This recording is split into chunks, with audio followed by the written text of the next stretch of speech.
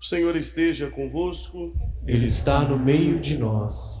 Evangelho de nosso Senhor Jesus Cristo, segundo São Marcos. Glória a vós, Senhor. Naquele tempo, o Espírito levou Jesus para o deserto.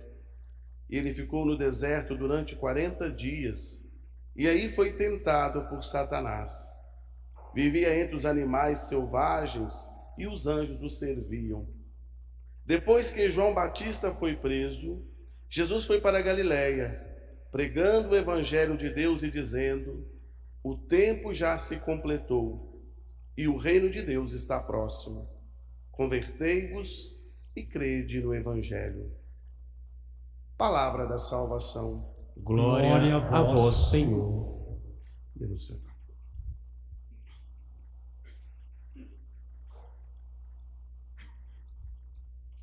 Ficar aqui mais próximo. Não tanto, não é? Já não podemos.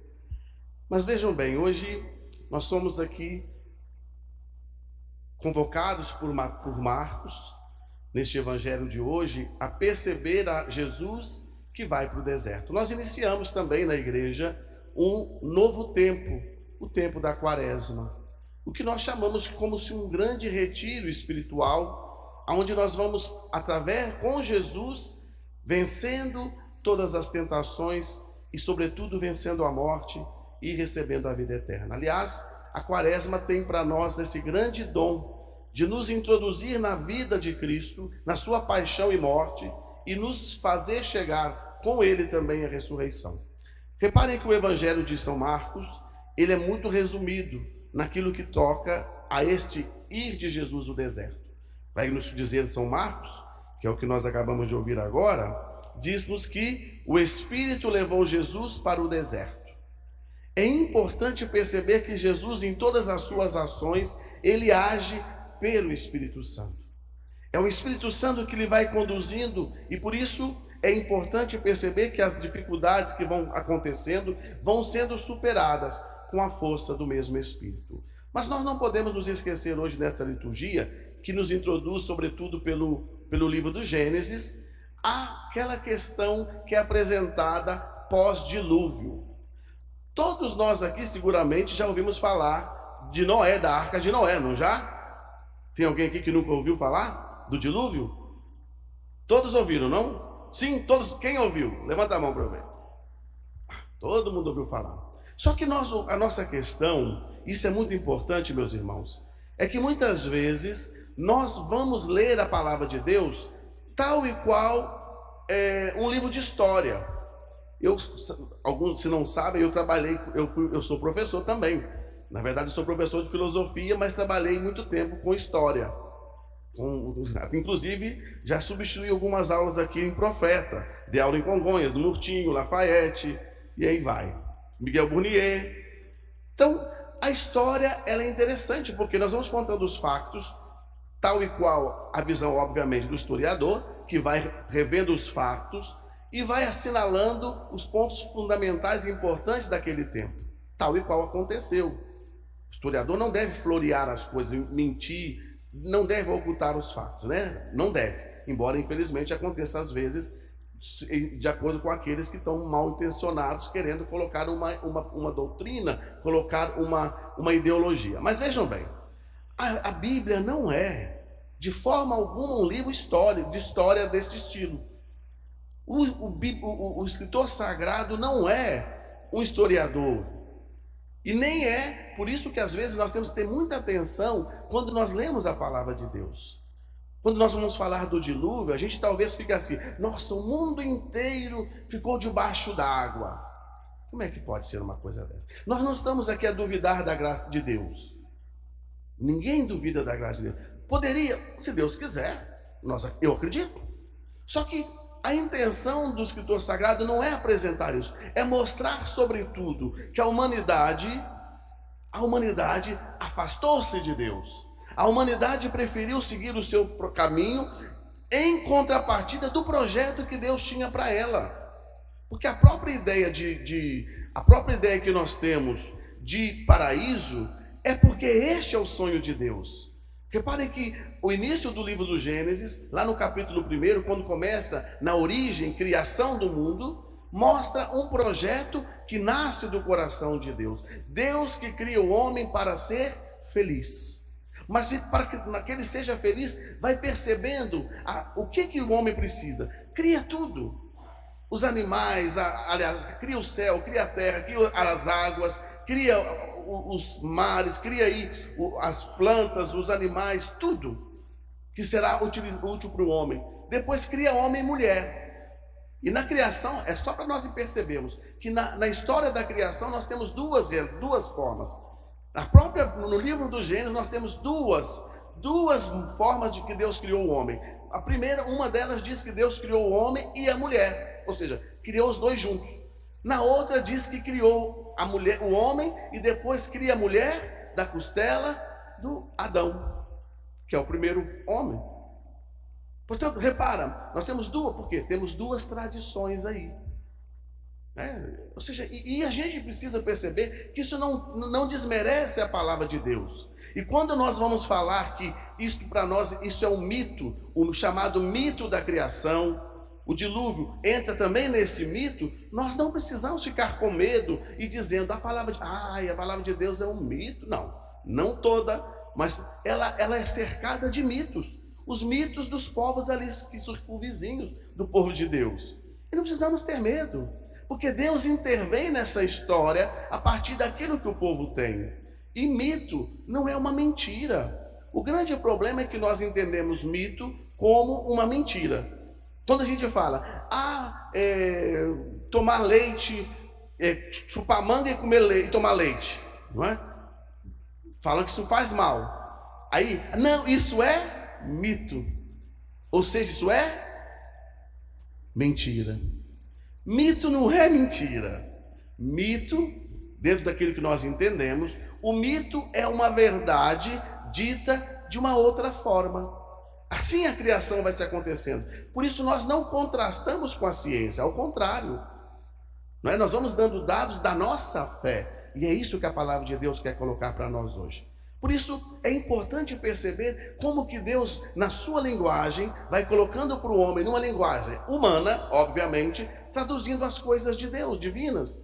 E por isso é que nós vamos ver, geralmente, a ideia. Deus se arrependeu, Deus ficou com raiva desse povo, Deus enviou o dilúvio para castigar o povo. Então, nós vamos dando a Deus sentimentos humanos, nós vamos colocando este Deus com sentimentos humanos, porque é a forma de expressar deste tempo, nós humanos. Mas Deus continua o mesmo, ontem, hoje e sempre. Então Deus não muda na sua... Só que o amor que Deus tem por nós, ele vai se manifestando na nossa vida. E por isso, Deus vai externando ao povo o seu grande amor. E por isso, quando nós nos deparamos aqui com esta questão do Gênesis, agora, logo após o deserto, Deus então dá a terra e chão. Deus purifica este tempo. E por isso a ideia do dilúvio é sobretudo para mostrar de alguma forma que Deus continua a salvar, a limpar esta geração, a mostrar o seu grande amor. E por isso, se nós olharmos aqui a própria segunda leitura, que vai retratar o Gênesis, aliás, retratar as águas do dilúvio como representando o nosso batismo. Porque o que o batismo faz conosco? Nos regenera, nós somos purificados, ou seja, o batismo perdoa os nossos pecados. A pessoa, quando é batizada, ela fica perdoada dos seus pecados, portanto, ela como com uma morte, e ela ressuscita, ela nasce para a vida em Cristo. Tanto que o batismo é o nascer de novo. É a expressão que o próprio Jesus vai utilizar com Nicodemos, lá no Evangelho de São João, no capítulo 3. Vai lhe falar, sobretudo, a importância de nascer de novo, de nascer pelo batismo. E olha que Deus faz com o seu povo uma aliança. E eu aqui queria destacar uma coisa interessante. Como que o mundo vai utilizando dos nossos sinais. E nós vamos deixando que o mundo se apodere daquilo que é nosso. Qual foi o sinal que Deus coloca e diz para o homem que é a sua aliança com ele? Alguém prestou atenção aí no livro do Gênesis? O arco-íris. E o arco-íris hoje é utilizado para quê? Quando nós vemos um arco-íris no lugar, nós identificamos com o quê? Ninguém sabe? É o quê? Podem falar. Está com medo. Não fala. É o símbolo do movimento gay. Então, nós não podemos usar o arco-íris porque é um símbolo. Eu até tinha uma máscara. Sabem que eu moro em Portugal já há 10 anos. E a freguesia que eu moro, né? O pequeno lugar que tem, o símbolo, um dos símbolos que está ali, não tem nada a ver com a questão do gay, não. Tem lá um arco-íris. E alguém falou comigo: ah, você também agora está no movimento. Por quê? Porque está com arco-íris. Eu disse, então, gente, quer dizer, nós vamos começar a deixar as coisas porque algum grupo se apoderou daquilo que é nosso. O arco-íris é o sinal da aliança de Deus com o seu povo. Esse é o primeiro para nós. Se os outros confundem com outras coisas, já não é conosco. Eu não tenho que ter medo. E por isso nós precisamos perceber, meus irmãos, o quanto Deus é apaixonado por nós e o quanto Deus se preocupa conosco. Por isso a palavra de Deus vai nos mostrando este cuidado de Deus de purificar a terra, tirar a maldade do mundo, fazer que o homem cuide do outro. É isto que nós precisamos aprender nesta quaresma. E neste tempo de pandemia, sobretudo, em que nós começamos a ter medo do outro. Quantos de nós aqui não tem medo de aproximar do outro? Eu não estou dizendo que não tenhamos que ter cuidado. Tenhamos. Muito cuidado.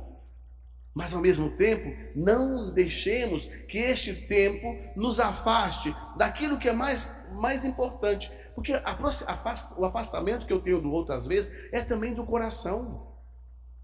Eu já não me preocupo com o outro. Eu já não estou preocupado. Ah, a pandemia está aí. Ah, vamos fazer o que nós quisermos. Aí quando chega na nossa casa é que a gente começa a se preocupar. Tudo a gente começa a ver que é muito... a pandemia está aí, mas não tem problema, está longe. Quando chega na nossa terra, aí é que as coisas começam a complicar-se. Então nós não podemos viver assim. Precisamos voltar o coração para Deus, perceber que essa realidade deste tempo, ela não nos deve afastar de Deus, e muito menos nos fazer perder a esperança.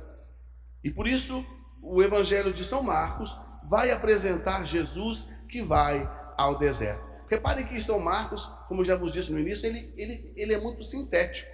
Se nós olharmos nos outros evangelistas, vai falar de Jesus no deserto, conta dos pecados, o demônio levou Jesus ao pináculo do templo e mandou ele se atirar abaixo. E começa aquele diálogo, né? São Marcos é curto e grosso. Só diz isso. Olha o que São Marcos vai dizer para nós aqui. O Espírito levou Jesus para o deserto. Ele ficou no deserto durante 40 dias e aí foi tentado por Satanás. Ou seja, durante 40 dias e aí foi tentado por Satanás. Vivia entre os animais selvagens e os anjos o serviam. Não fala mais nada. Mas aí é que nós entendemos. Foi tentado, vivia no deserto, então, com os animais selvagens e os anjos o serviam. É importante perceber como nossa vida. Na nossa vida nós encontramos os animais selvagens, as situações difíceis, mas temos também os anjos que nos servem. Quanta gente que aproxima-se de nós como anjos. E nós temos que perceber essa realidade. Nós vivemos num mundo em que nós vivemos diante de uma realidade de pessoas que nos querem fazer mal e daqueles que nos querem fazer bem. E a quem nós vamos nos deixar seduzir? Porque Jesus foi tentado, mas não caiu na tentação. Porque o problema nosso é que nós achamos que nós agora somos de Deus e agora nós não vamos mais ser tentados. É tudo o contrário, meus irmãos. E olha aqui que Jesus nos vai ensinar. É bonito, porque Jesus, no momento de uma oração, antes dele morrer e dar a vida por nós, uma chamada oração sacerdotal, Jesus, ao orar ao Pai, pede: eu não peço por mim, peço por eles que ainda estão no mundo.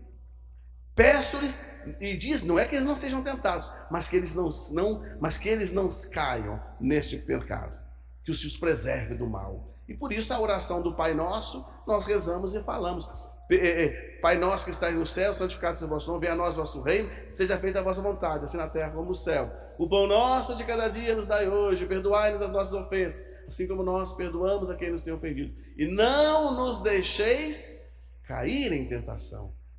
Está pedindo para nós não sermos tentados? Não. Pede para não cairmos nela. Então, a grande questão da quaresma deste ano também tem a ver com isso, de nós não cairmos na tentação, ainda que a tentação nos seduza e ainda que ela seja apetitosa, porque o pecado, meus irmãos, ninguém se iluda.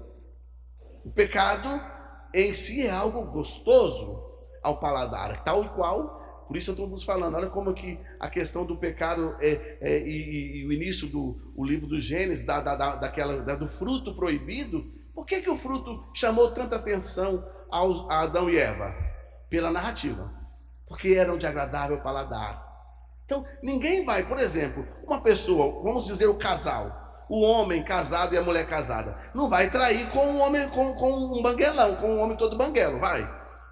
Vocês acham que a mulher que está casada, bem casada, que vai chegar um homem lá banguelo, todo estrupiado, ela vai casar, ela vai querer trair com este homem?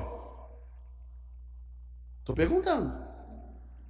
E os homens, uma mulher toda feia, horrorosa, cabelo todo esgandaiado, vocês vão querer? O homem vai querer? Vai não. A tentação é assim. E nunca vai te tentar no dia que você está bem com o casal, como casal. O dia que vocês estão se beijando tão bem. Não vem nesse dia, vem no dia em que a esposa deu uma má resposta no marido, o dia que o outro está com a cara virada para o outro, que eles dormiram um virado para um lado, outro para o outro. É no dia seguinte que vai vir a tentação. Não se iludam. Portanto, a palavra de Deus nos coloca diante da realidade de que Deus nos fortalece e nos coloca numa situação de continuar a insistir, não deixar se vencer pela tentação do mundo. E por isso é importante nós enchermos-nos do Espírito Santo. Nós não venceremos o mundo e as tentações se não for com a graça do Espírito Santo. Por isso todos os dias de manhã peça a Deus a graça do Espírito Santo, que te faça vencer o mal, que te faça perceber o que é bom e te faça conduzir e caminhar na vida de Deus. Senão será possível. Quem não reza não vence tentação. Não se iludam, tá? Eu vou sempre à missa. Você reza em casa? Se não reza, é muito difícil, porque a oração me coloca diante de Deus. Esse tempo quaresmal é um retiro que nos conduz à oração. Esse deserto que Jesus vivenciou, ele preparou primeiro com a ação do Espírito Santo. Por isso, irmãos, eu vos aconselho neste tempo, vamos vencer o mal, tudo aquilo que o mundo coloca contra nós, contra a igreja. Nossa igreja católica está dividida, vocês estão vendo? É um contra o outro, não pode fazer nada que um começa a falar mal, e agora com as redes sociais pior. Qualquer erro que nós fazemos aqui, já está lá nas redes sociais. Amanhã todo mundo está sabendo, o padre fez isso, o fulano fez isso. Então, vamos voltar a nossa mentalidade para Deus. Pedir ao Senhor que esse tempo da quaresma nos ajude a sermos melhor, a converter o nosso coração e a ouvir aquilo que o Senhor tem para nós. Tal e qual o mal está ao nosso lado, muito mais está o bem, que é o próprio Deus com seu Espírito a nos ajudar e a nos fazer que a sua vontade aconteça em nós. Louvado seja o nosso Senhor Jesus Cristo.